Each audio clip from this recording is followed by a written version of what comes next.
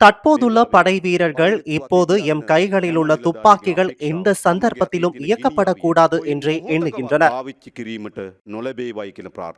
ஆனால் மிகச்சிறிய குழு ஒன்று அவற்றை ஏதேனும் ஒரு சந்தர்ப்பத்தில் பயன்படுத்த செய்ய வேண்டும் என்றே விரும்புகின்றனர். அவ்வாறான சந்தர்ப்பத்தை ஏற்படுத்த இடமளிக்கப் போவதில்லை என்பதை நாம் அச்சமின்றி கூற வேண்டும்.